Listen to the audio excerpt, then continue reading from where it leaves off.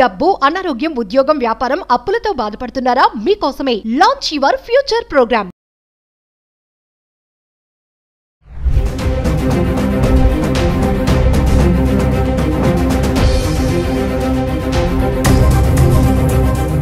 నమస్తే, welcome back to Suman TV. ప్రస్తుతం మనతో పాటు ఉన్నారు ఎనలిస్ట్ మందరి కృష్ణారెడ్డి గారు. సార్తో మాట్లాడదాం. నమస్తే సార్. నమస్తే అమ్మా. సార్, యాంకర్ స్వేచ్ఛ సూసైడ్ ఇప్పుడంతా అదే నడుస్తుంది. అయితే ఆమె సూసైడ్ ఎందుకు చేసుకుంది? చాలా స్ట్రాంగ్గా ఉంటుంది మా మమ్మీ అని చెప్పేసి కూతురు కూడా చెప్తుంది మాటలు. తాత వస్తాడు, నేను తీసుకెళ్ళిపోతాడు అంటే ముందు రోజు చెప్పిందంట. తాతయ్య వచ్చి నేను తీసుకెళ్ళిపోతాడు అమ్మ అని చెప్పి అంత స్ట్రాంగ్గా చెప్పి నన్ను స్ట్రాంగ్ చేసి మా అమ్మ వెళ్ళిపోయింది. ఇంకా వాళ్ళ నాన్నగారు కూడా మాట్లాడుతున్నారు, ఆల్రెడీ మా అమ్మాయి డివోర్సీ, తర్వాత వేరే పర్సన్తో ఫ్రెండ్లీగా ఉంటుంది, ఇవన్నీ చెప్పుకుంటూ వచ్చారు. సో అంటే సూసైడ్ చేసుకోవడానికి కొంచెం కారణాలు అంటే మీరు వార్త వింటున్నారు కాబట్టి ఫాలో అవుతున్నారు కాబట్టి మీ అనలైసిస్లో మీరు ఏమనుకుంటున్నారు? చాలా దురదృష్టకరమైన విషయం ఏమిటంటే, ఒక మంచి జర్నలిస్టు అలాగే యాంకర్గా సుదీర్ఘకాలంగా పనిచేస్తున్నటువంటి స్వేచ్ఛ గారు సూసైడ్ చేసుకోవడం అనేది. ఎందుకంటే సహజంగా జర్నలిస్టులకి మిగతా వాళ్ళకన్నా కూడా మానసికంగా ఎక్కువ ధైర్యం ఉంటుంది. ఎందుకంటే వాళ్ళ కళ్ళెదురుగా కొన్ని వేల లక్షల సంఘటనలు జరుగుతూ ఉంటాయి. వాటిని వాళ్ళు వార్తలుగా చేసుకుని జీవించాల్సిన పరిస్థితి ఏర్పడుతుంది. ప్రతిరోజు మనం టీవీ చూసినా వార్తలు చూసినా మనకు కనబడేదిలా ఏంటంటే ఆత్మహత్యలు కానీ, హత్యలు కానీ, దోపిడీలు కానీ, మానభంగాలు కానీ, ఇలాంటి వినకూడని వార్తలనే మనం ప్రతిరోజు ఉదయం నుంచి రాత్రి దాకా ఈ రంగంలో ఉండేవాళ్ళు ఎక్కువ వినాల్సి వస్తుంది. వినడమే కాదు, దాన్ని ప్రసారం చేయాల్సిన పరిస్థితి, దాన్ని వాళ్ళే స్వయంగా చెప్పాల్సిన పరిస్థితి ప్రతిరోజు ఉంటుంది సహజంగా. అలాంటప్పుడు అవి చెప్పి చెప్పి చెప్పి ఒక రకంగా వాళ్ళలో పూర్తిగా మానసికంగా ఒక శక్తి పెరిగి వాటికి విరుద్ధంగా అంటే అలాంటి వాటికి దూరంగా జీవించగలిగేటువంటి ఒక శక్తి వారికి మానసికంగా వస్తుంది. ఆ రకంగా మిగతా వాళ్ళకన్నా ధైర్యస్తులు జర్నలిస్టులు కానీ లేక టీవీ రంగం లోపల మనకు ఈ రంగంలో పనిచేసేటువంటి వాళ్ళంతా కూడా, మీడియాలో పనిచేసే వాళ్ళంతా మనకున్నటువంటి ఒక నమ్మకం.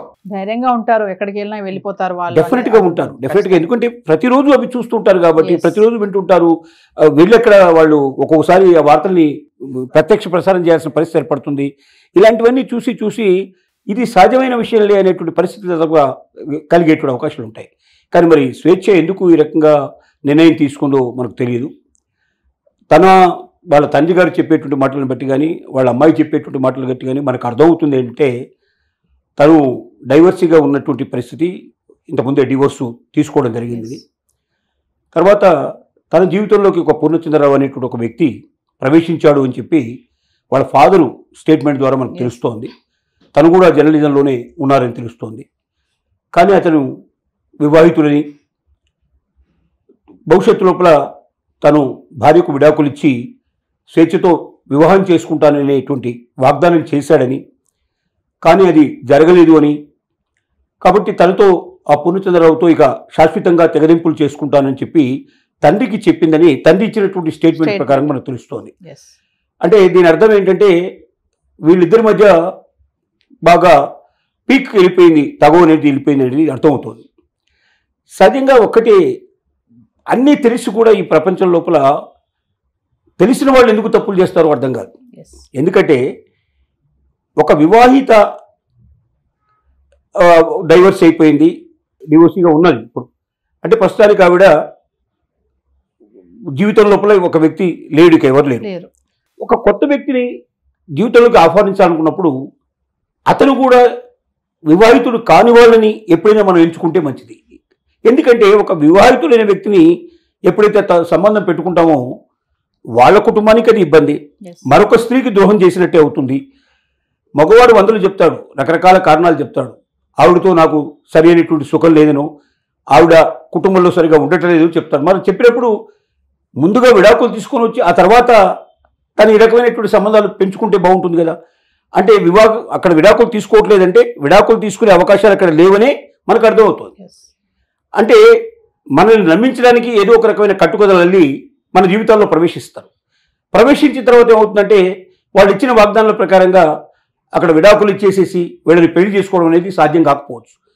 కానప్పుడు ఏమవుతుందంటే కాంప్రమైజ్ కాలేని పరిస్థితుల లోపల రకరకాలుగా ఒక మనకు అప్పుడప్పుడు మనసు స్థిరీకరంగా ఉండకపోవడం వల్ల ఈ పరిస్థితులు ఏర్పడతాయి.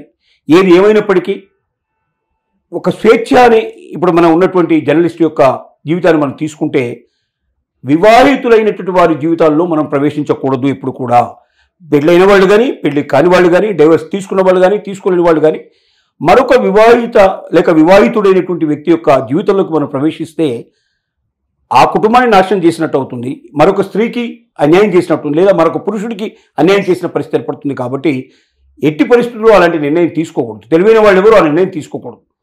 కథలు చెప్పడానికి అనేకం ఉంటాయి, కట్టుకథలు చాలా చెప్తూ ఉంటారు, కానీ ఈ కథలకి ఎప్పుడు కూడా విలువ ఇవ్వకుండా జీవితం లోపల అందరూ బాగుండాలి, అందులో మనం ఉండాలనే కోరిక ఉండాలి తప్ప కొందరు చెడిపోయినా నేను బాగుపడాలనే కోరిక ఎప్పుడైతే ఉంటుందో అది మన జీవితానికి ఏదో ఒక రోజున దిగులు పడే పరిస్థితి ఏర్పడుతుంది.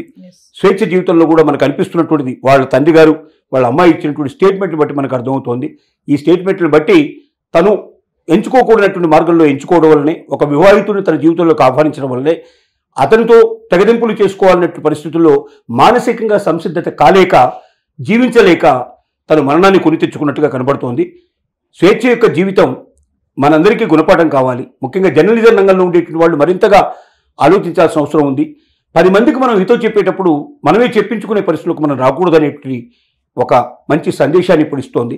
ఏదేమైనప్పటికీ ఆవిడ ఆత్మ తప్పనిసరిగా శాంతి చేకూరాలని, ఆ కుటుంబానికి భగవంతుడు అన్ని రకాలుగా ధైర్యాన్ని చేకూర్చాలని మనం ప్రార్థన చేద్దాం. Thank you sir.